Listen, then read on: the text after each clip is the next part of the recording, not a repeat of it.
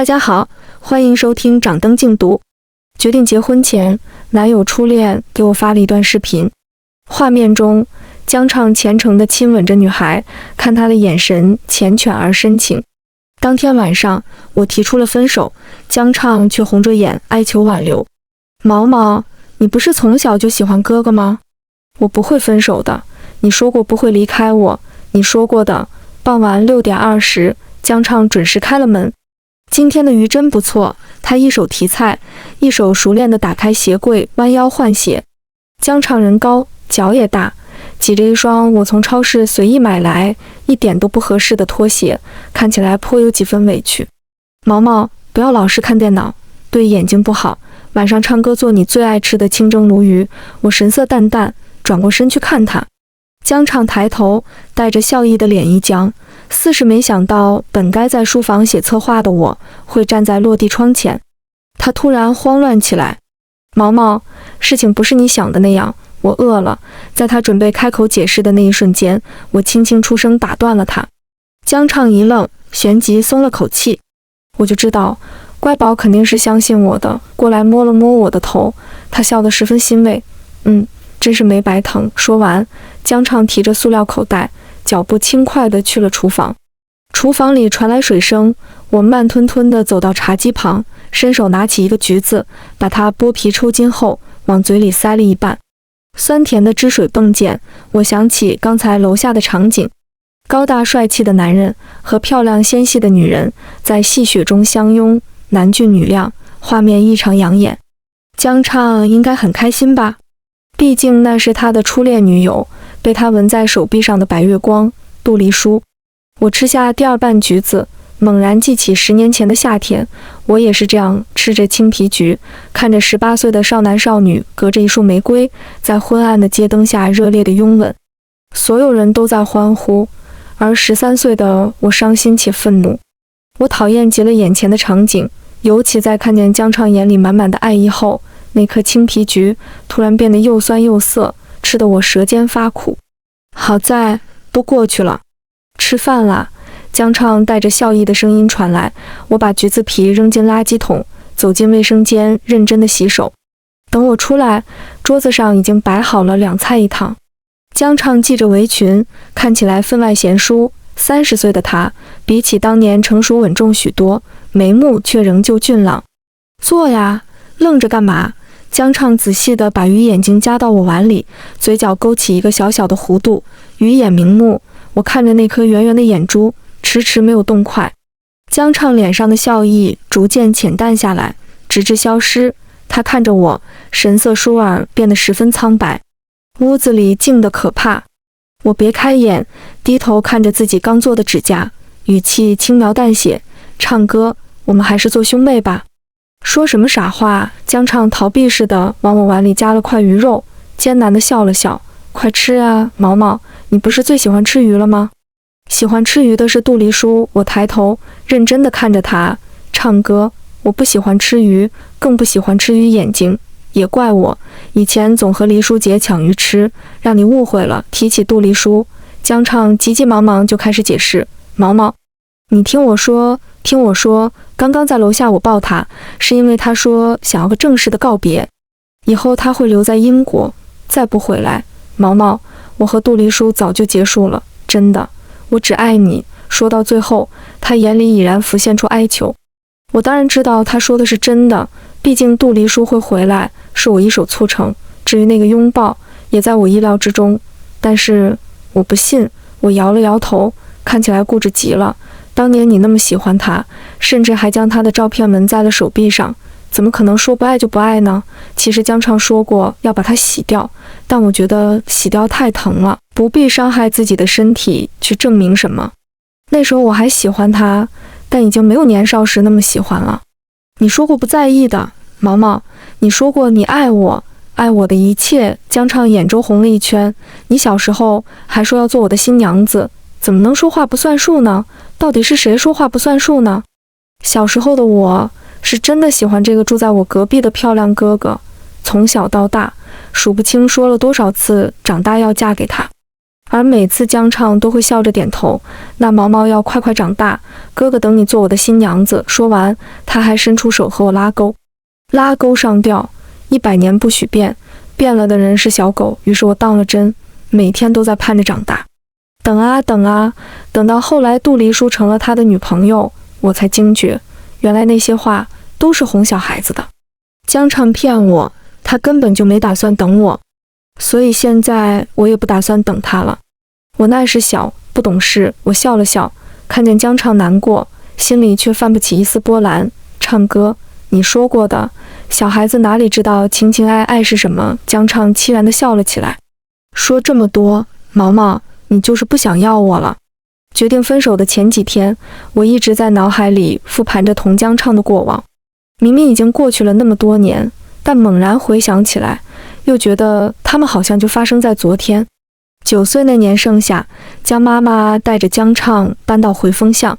我还记得那天下午很热，外婆摇着扇子，看着我在凉棚下狼吞虎咽地吃西瓜，一脸的嫌弃。咦，一点女孩样都没有。我全当没听见这句话，专心啃着西瓜皮上的红瓤，末了厚着脸皮撒娇，外婆外婆，我还要。外婆哼笑2声，干脆地摊开手，没有了。我意犹未尽地舔舔唇，笑嘻嘻地同她打商量，那您给我5块钱，我再去买一点怎么样呀？外婆没说话，摇扇子的速度慢了下来。我这手好像有点酸，我麻溜地抢过蒲扇，任劳任怨地做个扇风的小丫鬟。外婆舒服地眯上眼睛，却慢悠悠地骂了我一句没出息。蝉趴在树上鸣个不停，我东一扇西一扇地偷着懒，正想打个哈欠，突然院门被敲响。我漫不经心地转过头去，眼中闯入了穿着白衬衫的江畅。他那时身姿挺拔的像颗小白杨，五官还没长开，凛厉的轮廓却已初具雏形，那双含着清浅笑意的狭长眼眸一弯，整个人好看得惊心动魄。我呆呆看着，着实被惊艳了一把，直到他走到跟前和外婆说话，才后知后觉的脸红起来。原来他就是新来的邻居啊！我捏着扇柄，自以为很隐秘地偷看他。外婆笑眯眯地接过江畅递过来的西瓜，说了谢后，从屋里拿出一罐自己酿的桂花蜜，使唤我送回礼。我跟在江畅身后，迈着极其淑女的小碎步去了他家。将要进门时，江畅却突然停了下来，他转过身，眼里浮起明晃晃的笑意。我睁大眼睛，傻乎乎地看着他伸出指尖，拨了拨我的脸颊。我随着摸了摸，掌心落下几粒西瓜子，脸刹那间红了个彻底。我抱着玻璃罐，生平第一次感觉到了难为情。江畅笑得更厉害了。后来我才知道，他这个人就是这样，恶趣味，喜欢逗小孩。我那时不经逗，总是生气又被哄好。究其根源，还是因为他长得太好。小孩子的喜欢总是肤浅，看脸就占了一半，而另外一半则是他和江妈妈的好。在我记忆中，江妈妈是个美人，但是身体不怎么好，总是吃药。每次看见她，我总会想起外婆很喜欢的林妹妹。江妈妈是个很温柔的人，她会做好吃的糕点，会给我扎辫子，还会脸贴脸地抱着我，用凤仙花染指甲。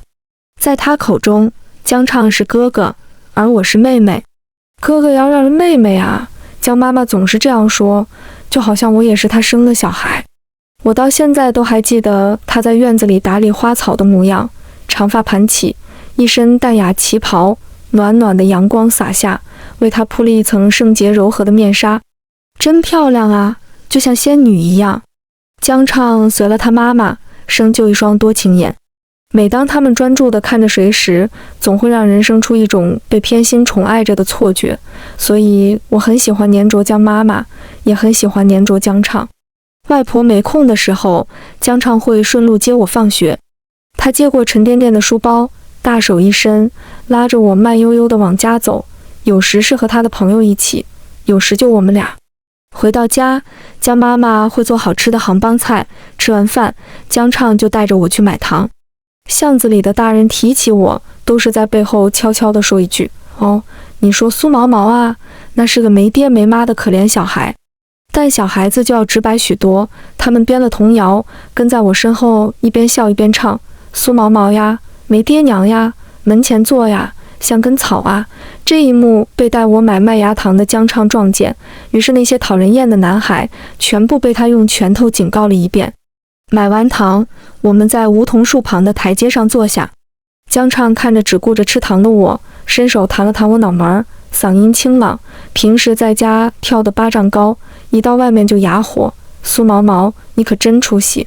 我舔了舔嘴角的糖粒，毫不在意。没关系啊，我本来就是没有爸爸妈妈的小孩，巷子里的小孩在外边受委屈了，会回家找大人撑腰，可我不行。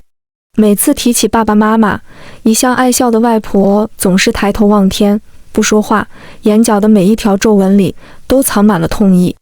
所以这种事情我从来不会找她告状。再者，我一点都不在意他们怎么唱我。手上的银镯，脖子上的长命锁，还有别在衣襟上的小手帕，都在明晃晃地告诉我，外婆她有多么爱我。就算没有爸爸妈妈，我也不比别人差呀。小丫头看得还挺开，江畅摸了摸我的头，又扬了扬拳头，说得对，没爹没妈怎么了？咱们毛毛这么聪明，回回都考100分呢。那时的他15、16岁，正是少年意气的年纪。屋里摆了许多武侠小说，最看重一个一字，当即向我保证，以后被欺负了就找唱歌，唱歌替你收拾他们。说罢，他伸了伸腰，懒散地靠在身后的台阶上，长手长脚，很是占地方，但还是好看。我坐在他身边，心里突然萌发出一个小小的念头，要是这个大哥哥能永远保护我就好了。关于永远，我能想到最稳固的关系就是夫妻，所以我想了想，认真地看着他，江畅哥哥，我喜欢你，等我长大了嫁给你好不好？江畅乐不可支，他坐正了身体，玩笑似的问道，毛毛喜欢我什么呢？你长得好看，会保护我，有一个会做菜的漂亮妈妈，成绩好，还住在我家隔壁。我一个一个细数着他的优点，惹得江畅又笑了一阵。末了他煞有其事地点点头，好吧，那我就勉为其难答应你的求婚。毛毛可要快点长大呀，不要让哥哥等太久。真的吗？我睁大眼睛。江畅起身拍了拍灰，漫不经心地拉着我往家走。真的真的，我那时不知道这句双重肯定其实就相当于否定。于是当天晚上，我就郑重地告诉外婆和江妈妈，我长大了要做江畅的新娘子，并且办婚礼的时候，我想穿白色婚纱，因为小丽姐姐结婚时穿的那件红色呢子大衣一点都不好看。外婆笑得眼泪都要出来了，江妈妈也乐得不行，他们觉得童言稚语，过不了多久我就会忘记。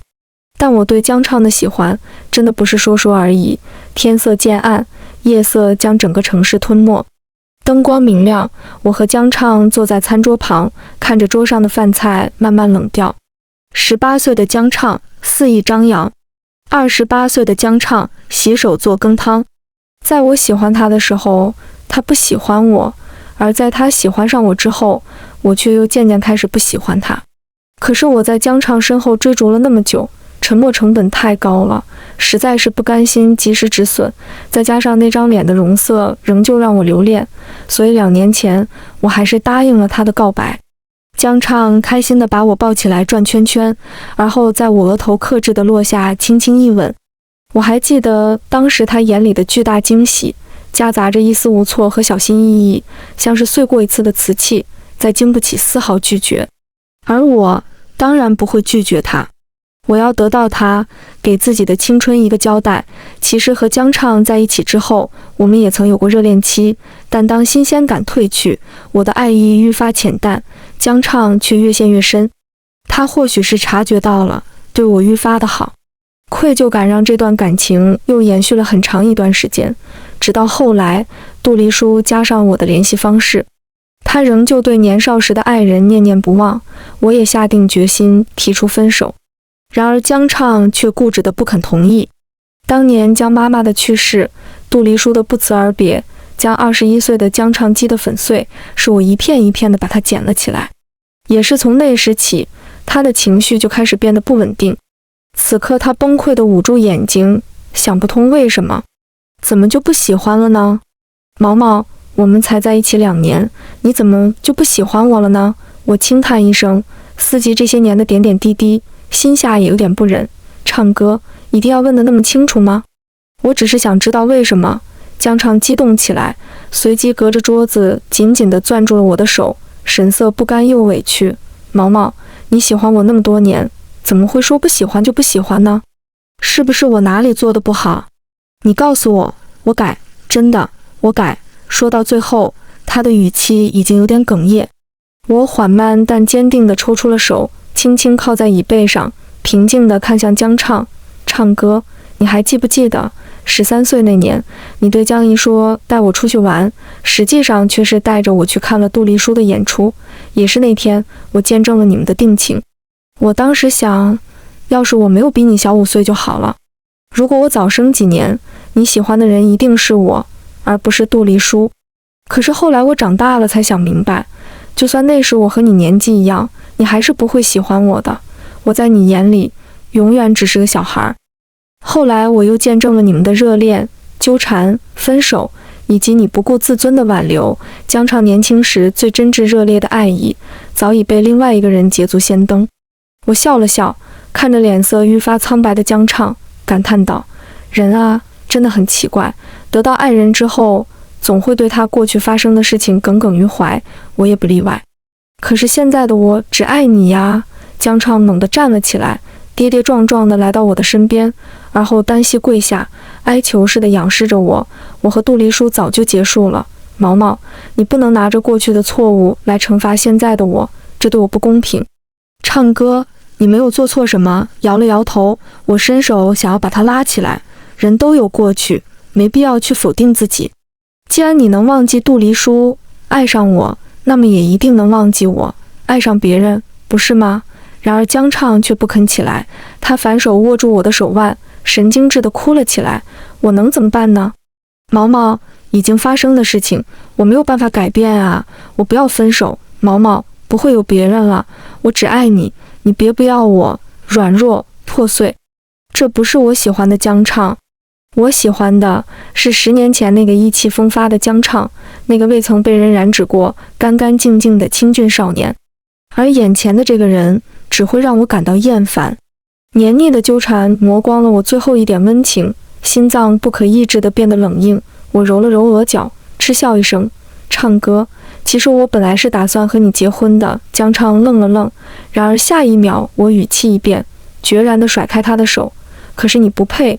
愤怒来得如此汹涌，我伸出指尖点开手机屏幕，滑到聊天界面，犹豫2秒后，还是点开了聊天记录，开始播放一段不甚清晰的视频。阿畅，伴随着一点旧旧的噪音，杜丽书甜美的声音突兀响起。她举着相机看向江畅，带着点撒娇的意味：你爱不爱我？画面里，江畅满眼的纵容，无奈又肯定地回答他：爱。那你发誓？我江畅这辈子最爱杜丽书，只爱杜丽书。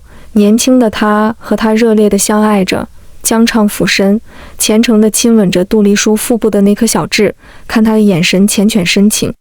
毫无疑问，他是他的肋骨，是他的缪斯。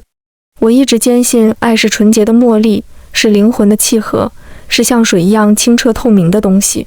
爱人会在婚姻中交付彼此，建立起更加亲密的关系。但杜丽书和江畅却告诉我，爱是暧昧的汗水和潮湿的气息，其实它浑浊不堪。视频很长，接下来发生了什么，江畅应当记得很清楚，所以我并没有将它放完。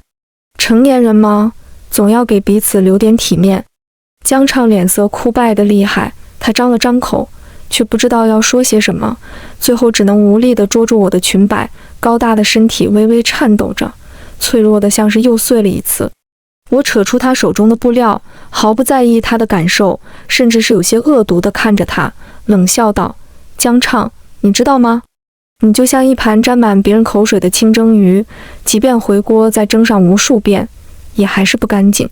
你知道的，我向来不吃回锅菜，太恶心了，就算当时我捏着鼻子吃了下去，最后还是会吐出来。说来可笑，我一直傻傻的以为江畅只是和杜丽书接过吻而已，身体还是干净的，因为他对我是那么的克制和珍惜，做过最出格的事情不过是亲了亲我的脸颊。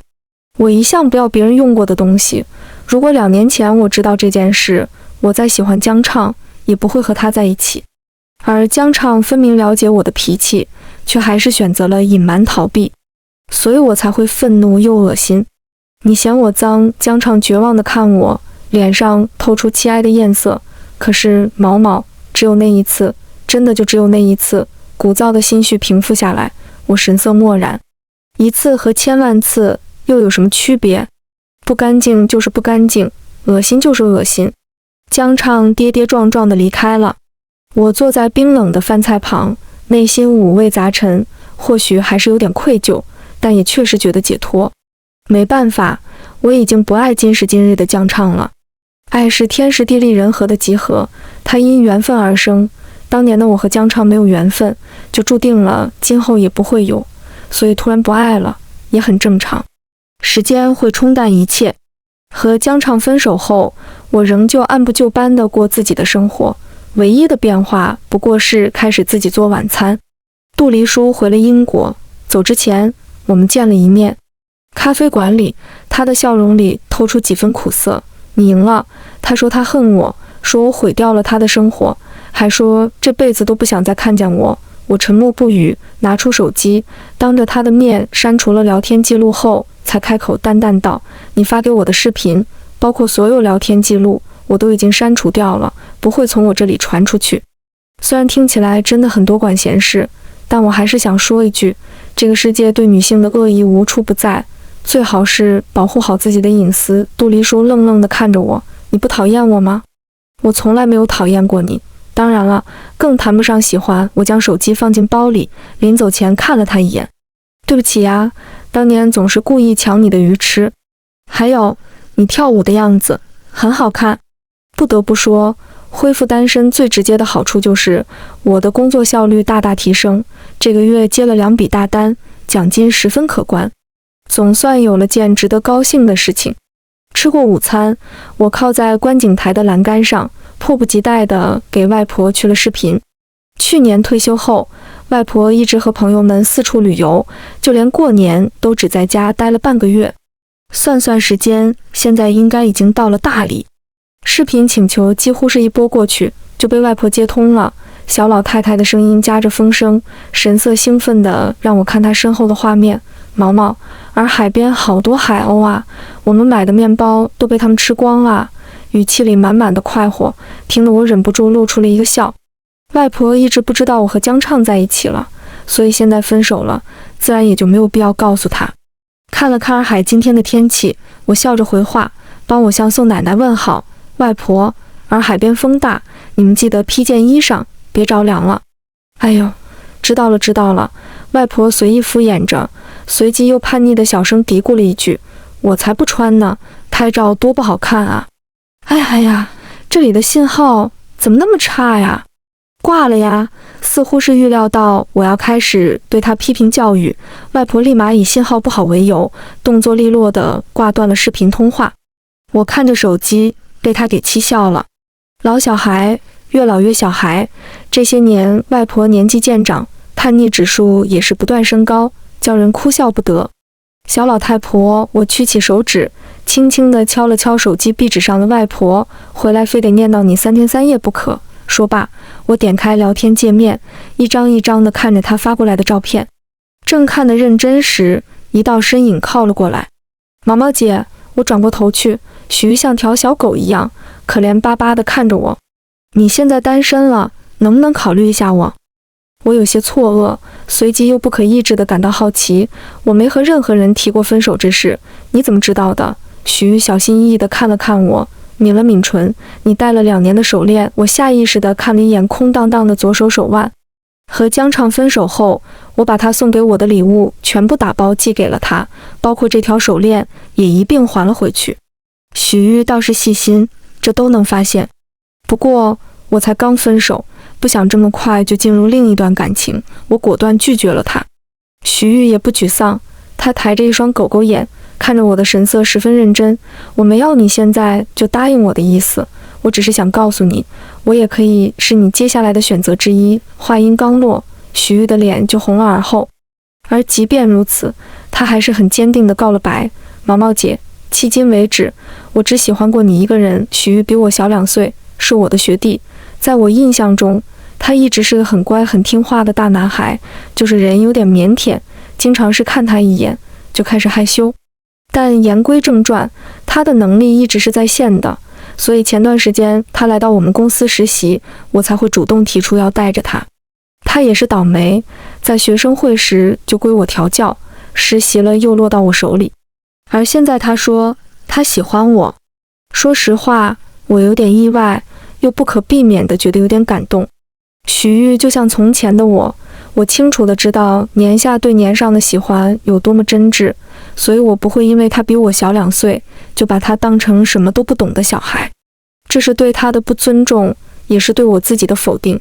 我这么聪明美丽，自尊自信，念大学的时候就能自己养活自己，且有原则有底线，虽然算不上十足善良，但也从来不会主动伤害别人。这么好的我，当然值得被爱，值得被善待。你的眼光不错，心情突然就变得很晴朗。我看向有点紧张的许玉，发出邀请：今晚有空吗？一起吃个饭吧。这段时间许玉帮了我不少忙，我本来就打算着要请他吃顿饭。择日不如撞日，今天发工资，天气也正好合适。许玉眼睛一亮，使劲点头。他的眼睛湿漉漉的，眼角微微下垂，被额前的碎发瓣遮住，看起来无辜又可怜，像只小狗，一开心尾巴就会摇个不停。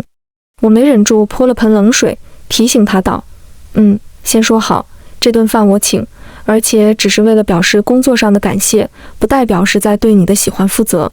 我知道的。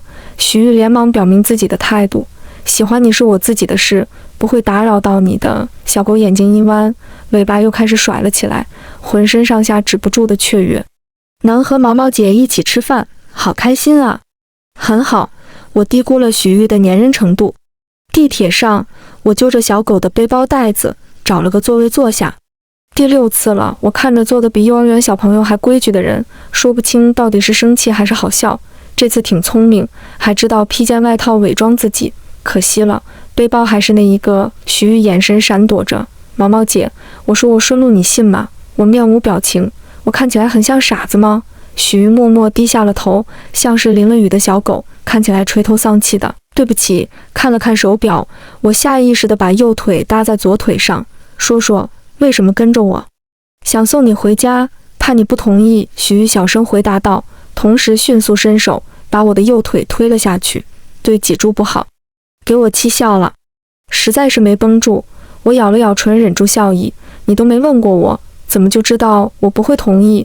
听出我语气的松动，许玉微微抬头，眼里迸发出一簇光亮，小心翼翼地看着我问道：毛毛姐，以后我能每天送你回家吗？谁知道呢？我偏过头憋着笑，淡淡地回了一句：这路又不是我修的。许玉的头终于完全抬了起来，他分明有着高高壮壮的个子，却总是喜欢可怜兮兮地低着头，用那双又湿又亮的眼睛偷偷看我。我一转头，他又立刻看向别的地方。就这么到了我家楼下，许玉干巴巴地站着，也不说话，时不时地看我一眼。怎么回事啊？配着他的黑色卫衣，怎么越看越像一只黑色小土狗啊？我笑了笑，要不要上楼坐坐？小狗尾巴又开始摇来摇去，似乎很是期待。可以吗？我笑得温柔。不可以。尾巴垂了下去，小黑狗失落地哦了一声。我看了看4楼窗口处立着的身影，踮起脚摸摸许玉的头发，又捏了捏他的耳朵。明天见喽，小狗。说完再见，我头也不回地上了楼。差点忘了，和江畅分手后，有件东西还没处理干净。时隔3个月再见，江畅憔悴得可怕。他站在落地窗前，转身看着我，神色温柔又破碎。毛毛，饭已经好了，今天做了可乐鸡翅，也不知道你爱不爱吃。江畅的状态很不稳定。把门慢慢关上，我看了看餐桌，还是留了个缝隙。钥匙留下，人出去。我换好拖鞋，把包挂在玄关处，神色冷淡地看了他一眼。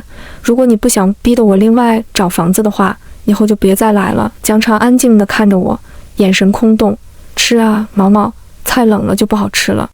江畅，我出声打断，走到他身边伸出手，钥匙给我。我不想把话说得太难听，近了我才发现，江畅的脸色阴郁苍白，像是刚从暗无天日的房间里出来，带着一股子病态的气息。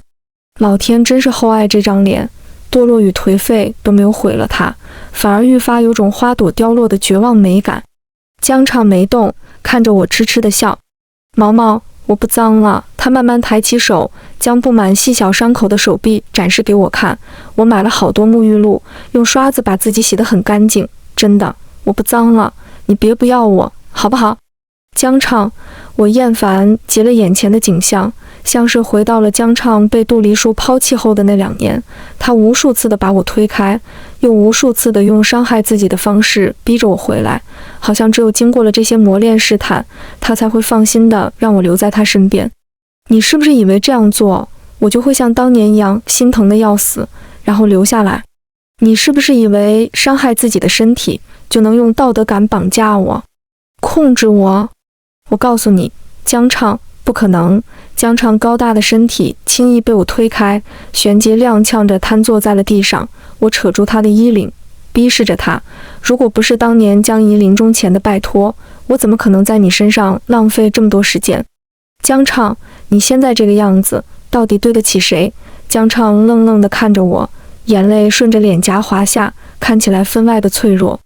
我没办法呀，毛毛，我只有你了，可是我不爱你了。他冥顽不灵的模样，看得我厌烦又愤懑。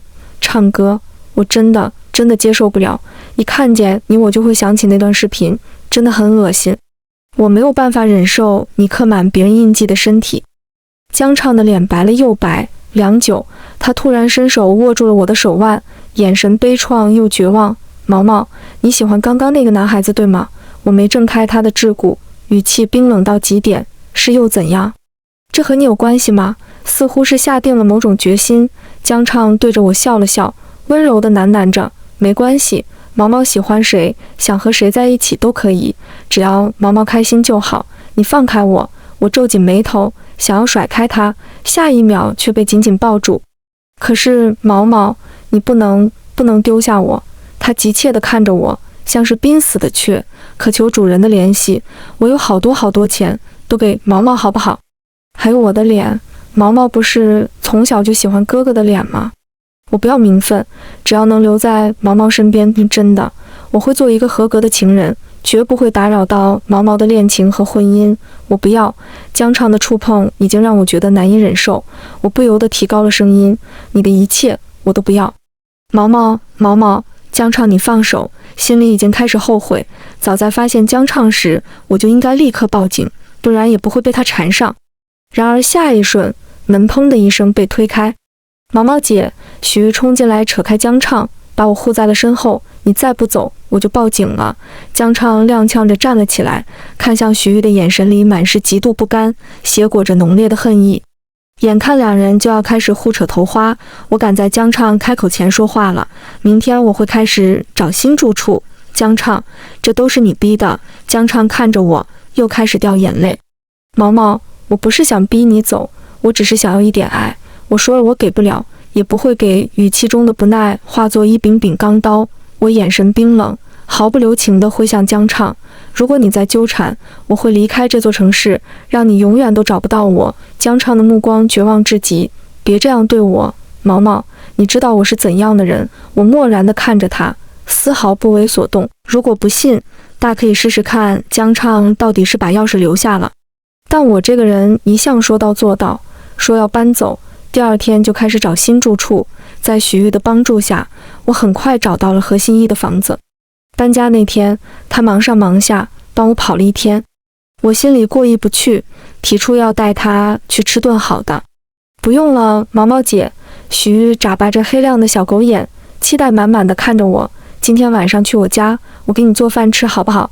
我有点惊讶，你家？对呀。许玉使劲点头，摇起了身后不存在的尾巴。去我家，我给你做好吃的。10分钟后，我坐在吧台上，透过窗户看着许玉在厨房里忙东忙西。我拿起一只叉子，走过去抵住他的肩胛骨，眯了眯眼睛。租房前，你没说你就住楼下。正在摘菜的小狗身体一僵。我没说过吗？许玉含含糊糊的狡辩。我记得我好像说过，咱俩住的地方很近。我手上一用力，摘菜的人立马停下手里的动作，转身站得规规矩矩。毛毛姐，对不起，我只是想要照顾你。哦，这样啊，我点了点头，把叉子扔进水池。没事了，继续做饭吧。许玉愣了2秒，把脑袋凑了过来，小心翼翼地问道：毛毛姐，你不生气吗？为什么要生气？我反问一句，戳了戳她鼓鼓的手臂。白给的男保姆，身材还这么好，我开心都来不及。许玉的脸霎时红了一大片。我在房间里到处转悠，她也拿着菜吭哧吭哧地跟在我身后，极力地推销自己。毛毛姐，你就考虑考虑我吧。虽然我比你小2岁，但是我很听话，洗衣做饭样样都可以。而且，身后的小狗变得吞吞吐吐。我转过头看了他一眼。而且什么？许玉红着脸，严肃又认真地告诉我。而且我很手难得，从小到大，只有你一个女孩子摸过我的耳朵。小狗委屈，你该不会是不想负责吧？我歪了歪头，示意他看厨房的方向。汤好像糊了。许玉一呆，反应过来后，急急忙忙就往厨房走。我捞起他床头的棉花小狗，走到吧台边坐下，戳着他的鼻子，小声嘟囔着：小狗，小狗，我可没说不负责。我听见了。许玉突然转身，拿着锅铲，兴奋不已。我托着腮，好整以暇地看着他。你听见什么了？许玉站在那里，笑得一脸满足。你说你也喜欢我？全文完。